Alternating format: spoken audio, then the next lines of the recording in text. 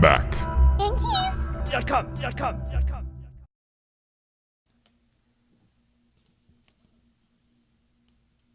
This is an example of the majority of what the keys are on there, like this size right here.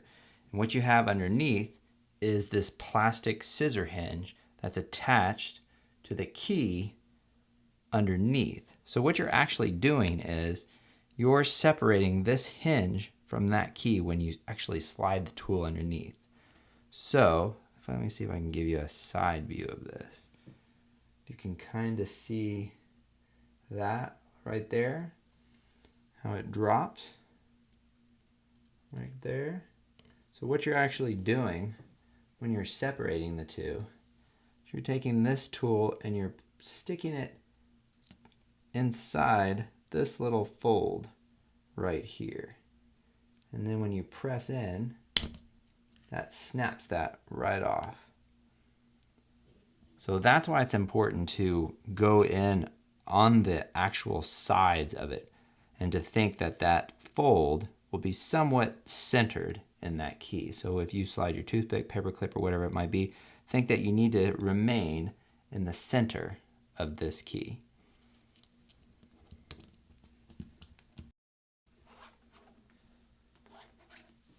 All right, let's remove the E key. You're going to take your tool, spud your toothpick, paperclip, whatever you're using. Just place it just underneath the bottom edge here.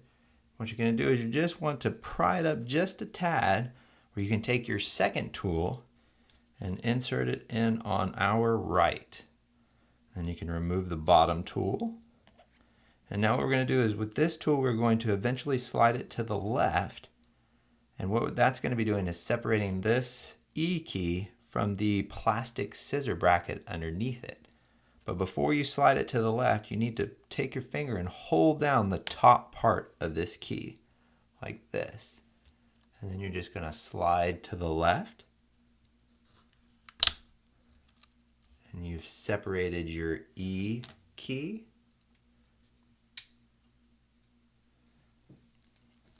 Now you're going to remove the plastic scissor bracket. And to do that, you'll take whatever tool you're using, just put it just on top of this rubber cup underneath the plastic scissor bracket, and you just slowly wedge it back. And it should just pop right out. Oh, try again. There you go. Now do the same thing to the bottom. And sometimes it'll pop out, sometimes you kind of have to wedge it out. But there we go. We remove the plastic scissor bracket. Now take your new plastic scissor bracket, and you'll notice when you look at the bracket, it's tapered on the top and then wider on the bottom, and that corresponds to how you'll actually put it back into the keyboard. So we're going to take this wide part, set it along here, and pull in an upward direction until you feel some resistance. And that resistance means that these metal clips have grabbed a hold of the plastic piece, the plastic scissor bracket, and then you could just let go and it falls right into place. Now all you need to do is push with your finger on the top until both sides snap in. And now that that's installed, you can take your replacement E key and just put it right on top like that. And what we're going to do is we're going to push down with our finger. And there's 4 clips that need to snap into place. And sometimes you have to wiggle your finger in order for them to actually take hold. There you go, and you can test the E key. And you have installed your E key. Mac. Yankees.com.